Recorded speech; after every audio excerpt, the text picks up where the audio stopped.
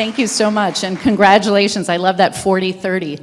And the secret that the Metro Chamber has the money. That's the thing we need to know. Okay, so Bree Jensen and her panel, please come up. Bree, Allison, Isabel, Damara, and Allison, and then I'll intro you. I'll produce this better. So as you stand up, first of all, Bree Jensen, our moderator, is also just a source of inspiration for me and the reason I'm here. Bree lost her house in the wildfires and still pulled it together to arrange this event for everybody. And so I love the last panel remembering that we're all humans. What a memory, and the fact that you are glamorous and intelligent and running this whole show on top of that, you're an inspiration. Isabel is the senior staff attorney at the RFK for Human Rights. Damara is the executive BP of Bryson Gillette, which is a big powerhouse in town. Allison Wheeler is the senior director of global health advocacy for the UN Foundation. And boy, look at this panel, boom. Okay, go make magic. I know. I was going to start by saying I stacked the panel for all the people I want to be just like. So, but thank you so much to each of you for being here. You know, advocacy is a huge topic. Always trying to move the needle. Recently had a conversation with one of the orgs I work with, and you know, they were just like, are we even moving the needle? So that's what we're talking about today. And I'm just going to go right into it. Each of you have such incredible experience. Change can feel overwhelming sometimes, especially when it comes to structural issues and systemic issues. How do you each define advocacy in your work? And where do you believe real change begins? Policy, community, and personally. I don't know, this is to all of you. Who wants to kick it off with this big question? I'm looking kind of at you, Damara.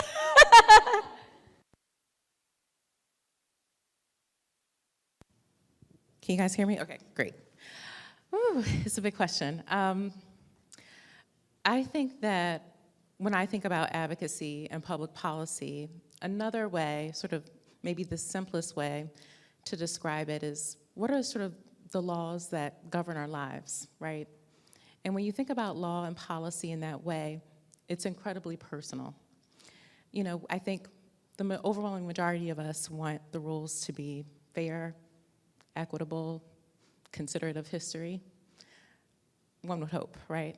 So in this way, I think that all advocacy really starts at the personal, and I think a big part of what I've been doing in my own life, as we're in really challenging times, is to try to have conversations with people who don't necessarily think and believe like I do, just given the media landscape and how siloed facts and information is right now. And so I make it a point every day to try to watch Fox News, to understand how people think and talk about issues differently. And I try to have a conversation with someone, whether it's online or in real life, to just think about how they are processing this moment. So that's sort of the personal, right? That's the everyday. In my work, I've really started to think about advocacy in terms of research. And part of the reason why I say this is over the last several months, I've been doing a deep dive, really doing opposition research on fully understanding the conservative apparatus, the funders, their strategies, the incredible ecosystem that they've built. And one of the major findings was that there were about 54 organizations, like a combination of C3s and C4s, that fed into Project 2025. And now we know it's not, it sort of wasn't like a manifesto, or it's an actual work plan, right? And we're seeing this, you know, just within 2 months of the administration. But one of the things that we found is that when you looked at those 54 organizations, they generated about $2.5 billion in economic activity in 2022, and this is looking at 990s, and this is just traceable money. We're not even talking about dark money. And then and that's basically everything that you see in Project 2025, they're working toward that. Now, if you distill that number, sort of break it apart, 3 organizations received over $1.5 billion of that money. And all of those organizations, and this is why this conversation is so important, are universities. 3 major universities primarily focused on training. So one of them is in our backyard, Hillsdale. Hillsdale is based in Michigan, but they have a DC satellite campus that was basically founded by Clarence Thomas's wife. And they have, if you go on you can go on their website now, they have a Anthony Fauci and the Healthcare Establishment course. And just as an example, right? They graduate thousands of people every year. They have a 10-month fellowship. And they're now working on a 1776 curriculum, K through 12, as a charter school system in 50 states. So I say advocacy is research because I think we have to understand a lot better of what we're up against. And I think we are just really starting to understand the decades and decades of work that have brought us to this moment. Incredible. Advocacy is research. I just start thinking about how even in the program, the social entrepreneurship and change program, we were taught about looking at the systemic issues and creating sustainable change, and that comes with lots of research. So thank you for that. Allison, with your work at the UN Foundation, you all do incredible advocacy and lots of mobilization and all of that. So what does advocacy mean to you in your work? Great, thank you, and thank you again for having me here. At the UN Foundation, so I'm part of a global health advocacy team, and we work on issues such as WHO, which encompasses a lot of different things.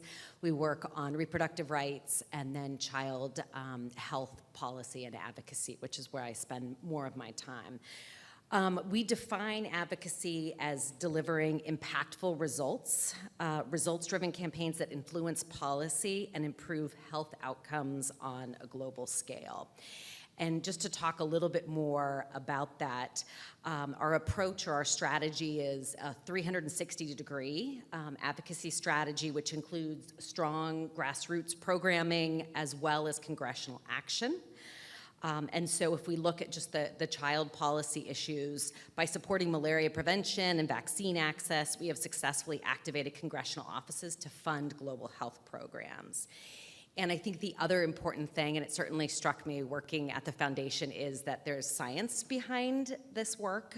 We did an experimental design which looked at two different, over a series of years, two different groups. So you have a treatment group, and then you have a control group, and the treatment group, of course, has been involved in the grassroots advocacy, the direct advocacy, the work on Capitol Hill versus the control group that is not. And what we found was the treatment group has taken 3 times more advocacy actions to support vaccines and malaria prevention. So I bring this up to say there's a lot of work that goes into the strategies and the approach to building advocacy work, but then also looking at, is it making a difference? Is it, to your earlier point, is it moving the needle?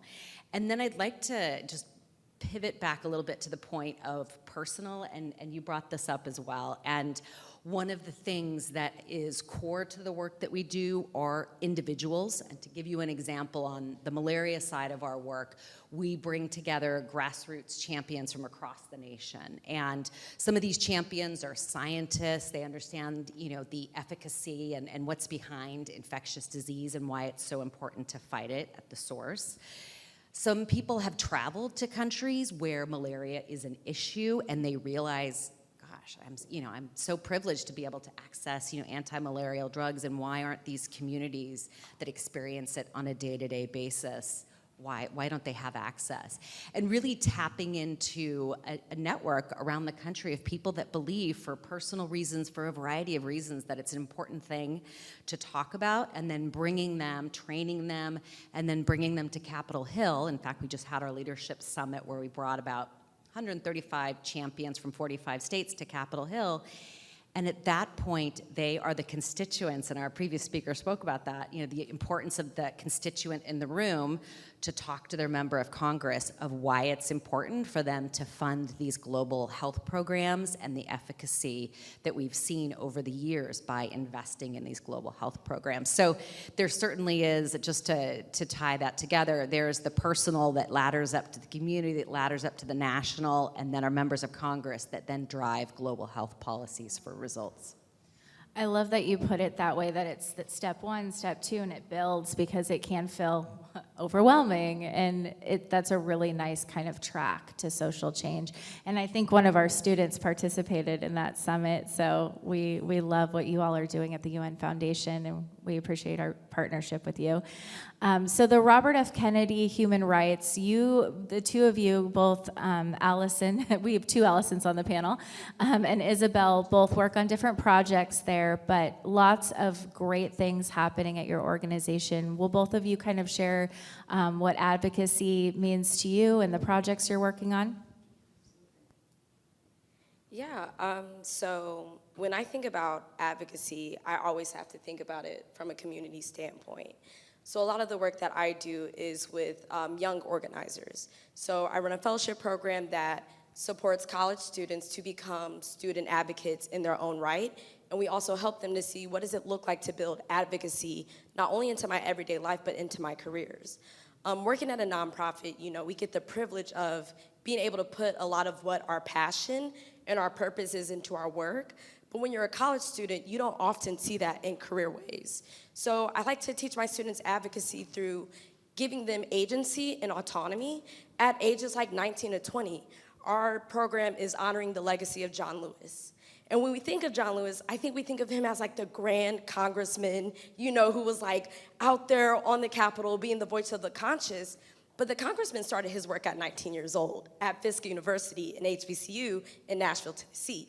So when we think about that, when we think about how his trajectory went from, being 19, 20 years old, and being on Selma, doing the March on Washington, being in the likes of Martin Luther King Jr., you have to start somewhere. So for me, I like to think of advocacy as putting my students in spaces where they feel comfortable, where they feel seen, and showing them what it looks like to build that community. Because when you have community, you feel emboldened to really speak truth to power. Hi, everyone. So from my perspective as a human rights attorney, also at a nonprofit, advocacy is a process of promoting rights from individuals and communities who tend to be marginalized, who tend to be oppressed. And that takes a different dimension in these times, when it is, of course, even more important to be there and to advocate for them. And this takes different forms. And again, I'm talking from the perspective of a human rights attorney, so I cannot separate advocacy from strategic litigation, for instance. To me, these are pieces from the same puzzle. And I cannot separate advocacy from creating public awareness of what's happening to these communities and these individuals, and from mobilizing voices from the communities. And more simple, advocating for these individuals is really being very annoying about the same issues over and over again. Yeah, issues that in an ideal world shouldn't really exist, but we don't live in an ideal world. And I think research, what you were saying, and I think you were saying that too, is extremely important, because you do need to be very strategic when it comes to bringing these issues to the table. You need to come with evidence, because truth matters, fact still matter. And you need to come with proof, and you need to explain really strategically the problem, right? In the best interest of the communities and the groups that are being affected. Now, in terms of the different elements or levels, I also think that there is obviously connection there. We cannot separate policy from communities, from the personal. The policy gives us the framework to protect the rights, to make justice accessible and equitable, ideally, to everyone.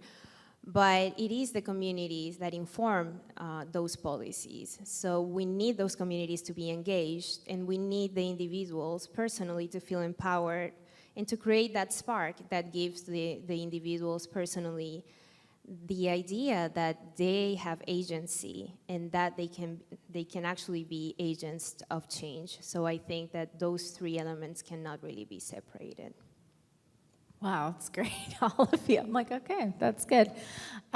Also, I love the kind of, just be a little bit annoying. I always say politely persistent, but maybe not always super polite, maybe just persistent. But that's incredible. I want to go to you, Allison Gilmore. I'm curious about your youth work, and it's an interesting generation. It's an interesting time. A lot of I actually have my daughter here. She's gonna kill me. She's right there. She's amazing, Skyland Jensen.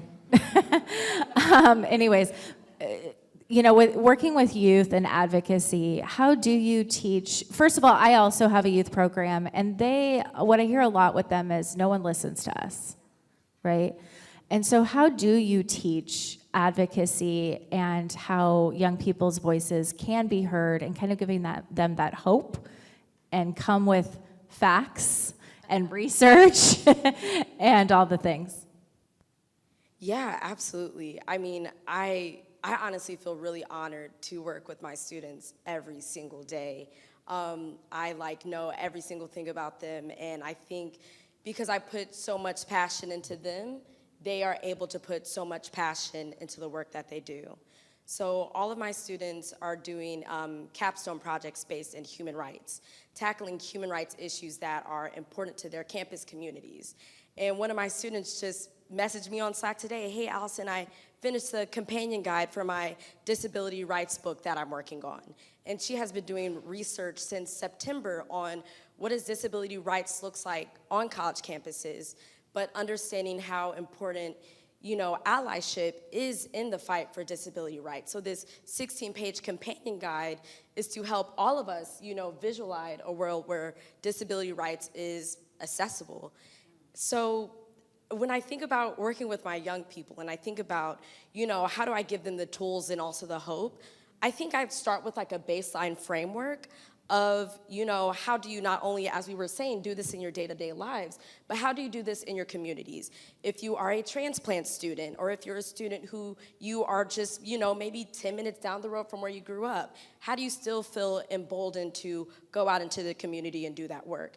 Do you know who's on your side? Do you have allies on your campus? How does your chancellor feel about things, your provost? Who are some adults that you can look up to that are not just me to help you do this advocacy work? So I think by walking them through these steps of being a student leader, it really also helps them reduce burnout. Because as a former student advocate and somebody who was really loud and rambunctious on my campus, I burnt out really quickly. I graduated college and I said, oh, I'm done with all of this. I said, I can't do it anymore. This is overwhelming. The world is falling apart. So now being able to inspire my students and say, hey, no, these things take years. They take a long time, and you have to stay in the fight. But what does it look like to stay in a fight? Do we stay in the fight and, we're on the front lines and we're going at it? Or how does it look like to, take a step back, maybe post a couple infographics, and know that it's also okay to do advocacy that way? So giving them those building blocks of what it looks like to do this work for the rest of your life it's really one of the best things I think I'm able to do. I love it. I feel very excited to go out and do. I'm like, yes. Thank you for that. And I love that kind of, if you do infographics, do that. Use your talent and do that. Allison, I'm really curious, along the same lines, because you do a lot of work with young people as well and grassroots efforts. I had a conversation recently with somebody, I was talking about DEI, and I said, well, what do we do? Do we need leaders? Do we need that? And she's like, the time for leaders is kind of over. We need the people. We need communities. We need collaboration among neighbors and all of that stuff. So that kind of goes into grassroots advocacy. Can you share more about what you do with that? Sure. And I just really want to appreciate all the things that you said about giving people a variety of ways to engage. And that's something that we think about a lot of, stepping stones of different ways that you can engage in advocacy, which is makes it very accessible. I think that we've had some conversations over the past couple of years, and we're bringing, young researchers or students, to Capitol Hill. It's the first time. And without, to your point, it's long-term, without multiple webinars to train, without sessions to practice, it can be extremely intimidating. And so to have advocates that start with, just post something on social. Go talk to a few people, organize something on your campus. Here's your plug and play toolkit. Making it as accessible as possible takes away some of the perhaps fear, and then eventually getting to the point where they feel extremely confident to talk about global health policies with their messages. Of course, we provide, we educate, we inspire, et cetera, but they feel perfectly comfortable to talk to their member of Congress. I think it's sort of a stepping stone. I don't know if I completely answered your question, but in terms of working with partners and grassroots, I would also say not only it's the individual and the community, it can be the actors on the ground. And to give an example on our malaria work, thinking about, okay, what do we need to happen? What kind of partnerships do we need? What are our objectives? And so if the case is we need to distribute and amplify particular messages to communities that are most impacted. So in the case of malaria, it's Africa and Latin America primarily. We need to connect with some of those community service organizations and some of those communities on the ground that are trusted and respected. And so that's like an extremely important partner to bring into the fold and to work with, as is the private sector. And having them involved in advocacy as well can be a tremendous thing. Great tips. I'd love to hear some case studies, some kind of going back to your idea of proof. And all of you have worked on some incredible campaigns and worked with some great clients. Demira, I'll give it to you first, and then anyone else that wants to go. Because I think of, all of the array of probably clients that you've worked with and experiences that you've had. Do you have a couple campaigns or something top of mind that you can share with us? Yeah, it's such a great question, and I think in some ways 6 months ago I probably would have answered it a little bit differently. And the reason why is it's just it feels like so many of our hard-fought rights are so tenuous right now, and so I think these things are still successes, but again, there's been some significant damage. So I'll go through like a few ideas, and then happy to dig into any of those, and I know it's probably a little controversial to say this, I'm hedging a lot, but a little controversial to say this, but I think in many ways I still put Black Lives Matter as a really important success story in terms of messaging, because it's all there at the entry, right? You knew exactly what it meant, and I think that we need more of those types of messaging campaigns in this world where I think oftentimes, I'll just speak from I'm putting my progressive hat on. For progressives, we're like, if we give people more facts or we just explain it in just the right way, they'll agree with us. And I think that human psychology is much more complicated than that. I think you need to meet people in terms of their values and most important needs first. And there was just something about that clarion call at that moment with that messaging that I think is still a really important lesson for us. In terms of messaging and people power. So I definitely want to cite that. I also do think, and again, this is one of those I would say less of a campaign and more of a tactic, but I think what the Human Rights Campaign did around the Equality Index for so many years is really a successful story. They changed the lives and laws for LGBTQ plus people all over the world through that very, a very sort of simple questionnaire. Well, not simple, it got pretty long toward the end. I've helped to fill it out. But a questionnaire that kept companies accountable, and they were worried about their scores, right? Where did they score every year? Now, obviously, with all of the pressures to eliminate DEI, some of those third-party surveys are the first to go, but they were some of the most important tools because it created visibility, transparency, accountability for companies that are incredibly opaque. But still, there's success there. And then, obviously, the civil rights movement, particularly boycotts, and I know that we're seeing a lot of or are we seeing that tactic used in this moment? And I think that that's incredibly important. I think we need to also look at the time frame in which they did the boycotts, right? Because you have to go over multiple quarters so that when it's actually reported out to boards, that we're actually capturing this information correctly. But I think the efforts are incredibly smart, and it makes sense to sort of harken back to some of those core civil rights principles and strategies that we saw. Really, really great case studies. And that's such an important point about the timing and the reporting. And you have to be so strategic when you're creating campaigns. The creativity of it is just one piece. So thank you for that. Anyone else want to share a case study, a personal story? I can share one. This one is related to Brazil. But I think that we can always take lessons from other movements and countries as well. And this is the indigenous movement in Brazil, which is very robust and was under a lot of stress and suffered a lot of damage under Bolsonaro. And even before then, but under the Bolsonaro administration was really, really tough. And one thing with indigenous peoples in South America, in Brazil in particular, is that they inhabit a big portion of the land. As you know, Brazil is a continental country. It's huge. But one of the things that they wanted to do was to expel a big portion of indigenous peoples from the land for, obviously, agricultural purposes, for corporations to take over those lands. And the excuse they were using was that they couldn't prove that they were living there before the enactment of the 1988 Constitution, which was obviously impossible because indigenous peoples have been inhabiting these lands since time immemorial.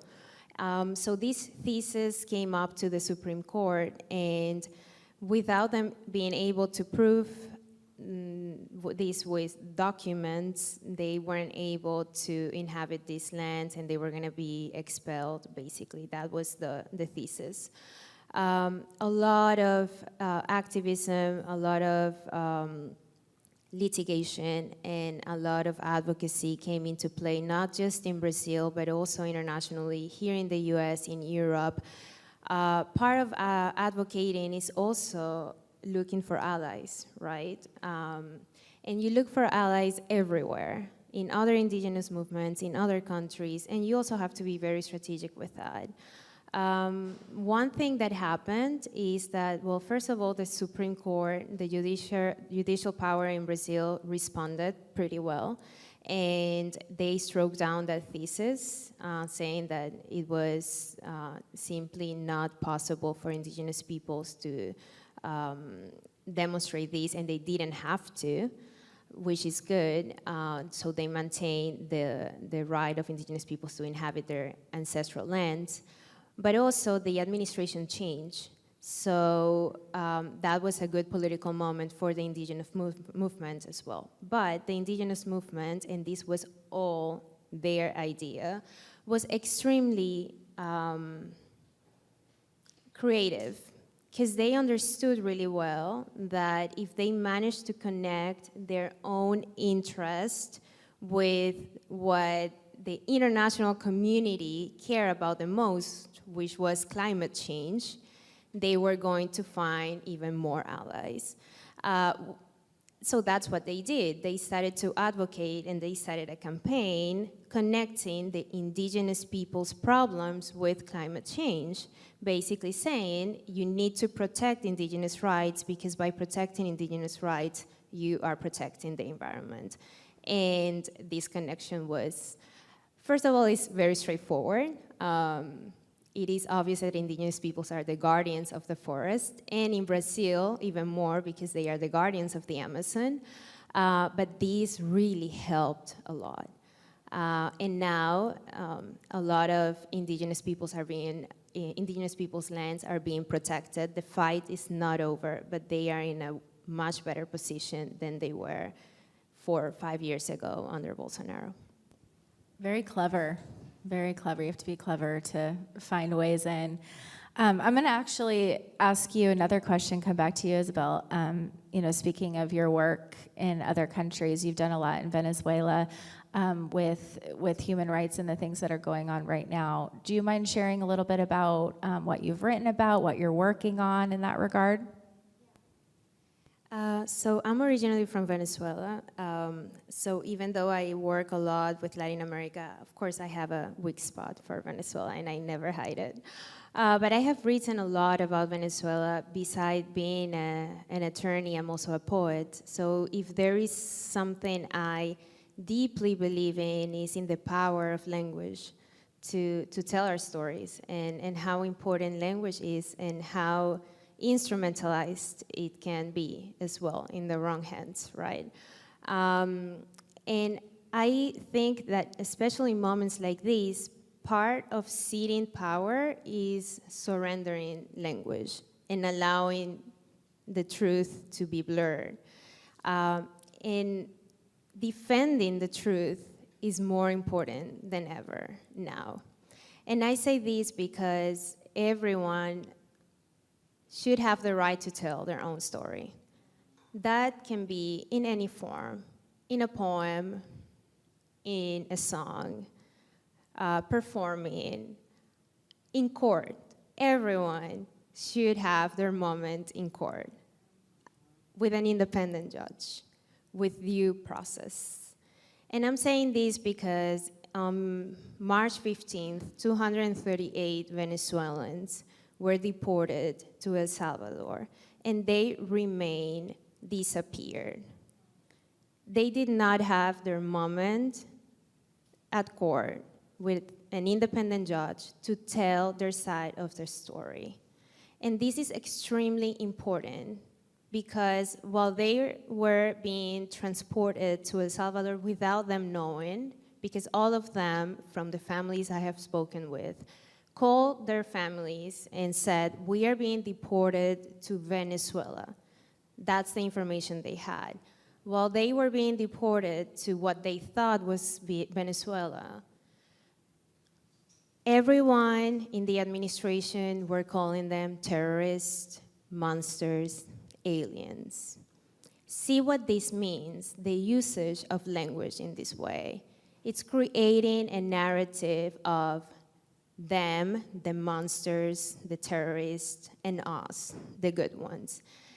If you don't have an independent judge, how do you verify that truth? How do you make sure that those facts are actually truth? How do you know that those 238 people who were put on a plane and taken to El Salvador were actually terrorists, as they say, belong to the Tren de Aragua gang, as they said? How do you know that they were actually Venezuelans? How do you know that they had to be deported? And if you don't care because you're a citizen or you have your green card or you simply are convinced that they were terrorists, remember, as Snyder said, if you read that article, you need due process to prove your innocence, to prove that you're a citizen of the United States, to prove that you are a legal permanent resident. So I am saying all this because we're living in very dark times, and we cannot turn a blind eye. And if we are not able to defend these very basic rights and this very basic truth, I honestly think that we're gonna regret. These are basic rights. Thank you. That's so good. That's so good. Yeah. I just wanted to add to that a bit, and I'm sure you're working on this. One of the things that you said which is really resonating, is that I think the overwhelming narrative, right, has been these are gang members, these are violent members of the community. But we know with what's happening with Doge that that's not true, right? We have a data privacy crisis on our hand, where people who are immigrants, who are going through the legal and appropriate process, they're trying to access resources, they're paying taxes, their data and information has been compromised at every level at the federal government. And so they are, deporting people who are not the people that, that they are describing them as. So I just wanted to add that in. It's a real policy issue that's tied to all of that as well. Yeah, thank you for that, all of you. Whether you're a professional advocate or, not by title, we're all advocates, right? We all have things to do right now. I'm just going to take 2 questions from the audience, and then we're going to wrap up. So if your heart is pounding really hard, okay, I saw that hand. Thank you, Michelle.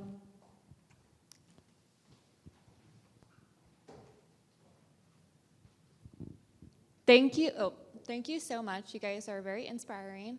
But I wanted to ask, as a budding change maker and peace builder / social entrepreneur, what is something in your early career that you felt you maybe glossed over, or that you would like to go back and focus more on now that you are, later in your career and in your life?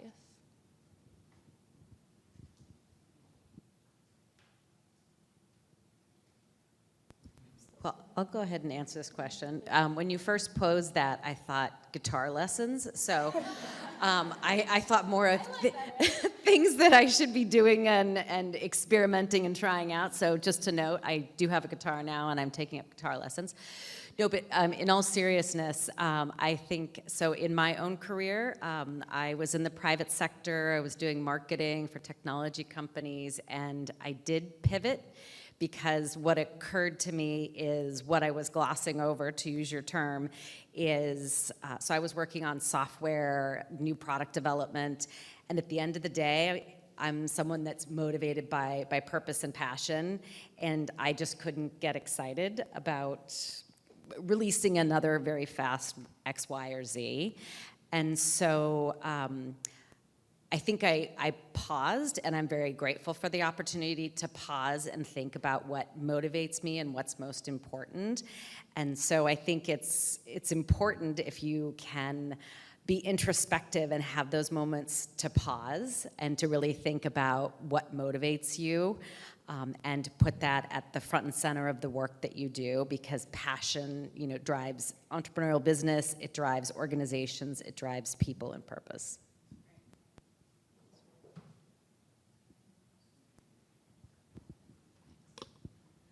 Thank you very much. You all were so amazing and so inspiring. I love Bree's statement that we're all advocates in some sort of fashion. I really appreciate that comment.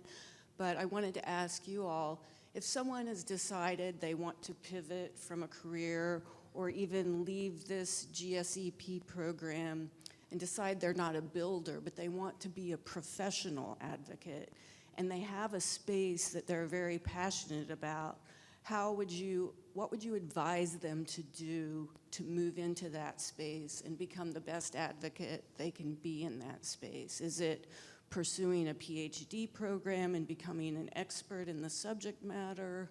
Is it working, obviously working with groups that are touching on that space, doing both? What if someone is kind of struggling with their pivot into being a professional advocate into a specific space? I think I'd love to take that question on, because I think that's a lot of the career advice that I give my students, especially when thinking about pivoting and focusing on one thing. I think one, as I always say, being in community, but I think being in community is by far the most important thing. You don't really have a grasp of what the real issue is. You may think you know what the issue is, but until you're with the people who are experiencing the issue, then you won't really have the full, I would even say a qualitative analysis almost of what's really going on. But I also think that honestly, the PhD space and getting into doctoral programs is also a really good route to take.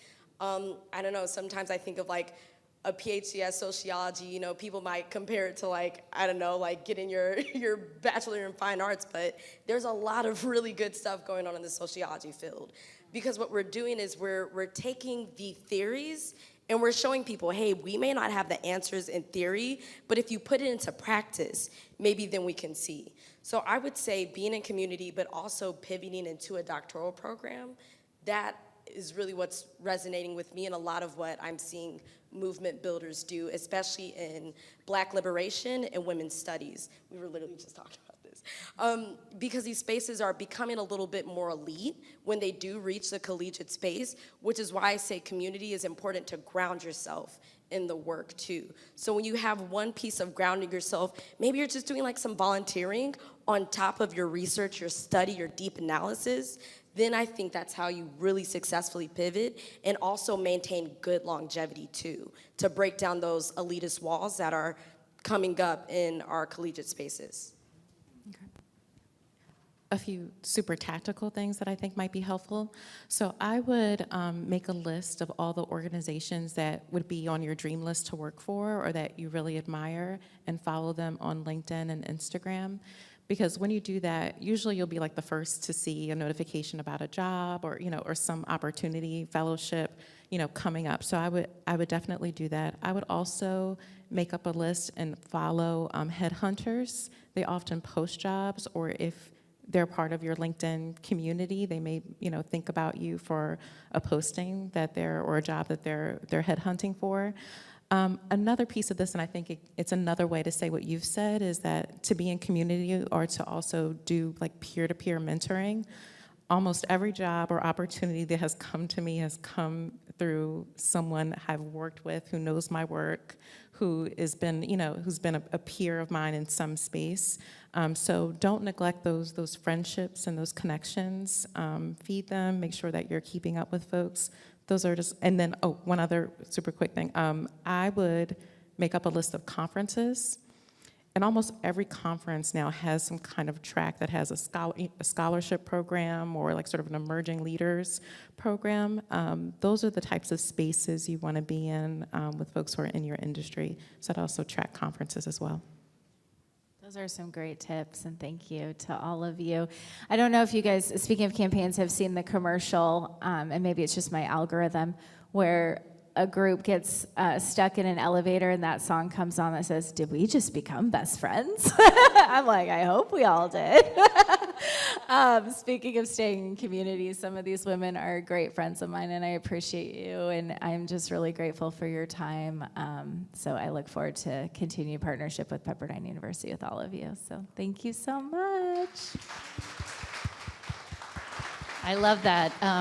The tables were taking notes as you were speaking, which is so great and such a great sign of smarts. As I walk up, I want to say if anybody lost a beige wallet, it's downstairs at the front desk, and you can find it there. Damara, I love to have conversations with people who don't believe the same things. That's such a great reminder. Allison, the importance of laddering up personal to community to national. What a great reminder of that. And Isabel, be annoying. What a great license to do that and have strategic proof. And Allison Gilmore, I loved being reminded that John Lewis was 19 when he started his Good Trouble. So thank you all so much. We're going to take a break right now, and when we come back, the main event, the third annual Social Enterprise Collective Pitch Competition.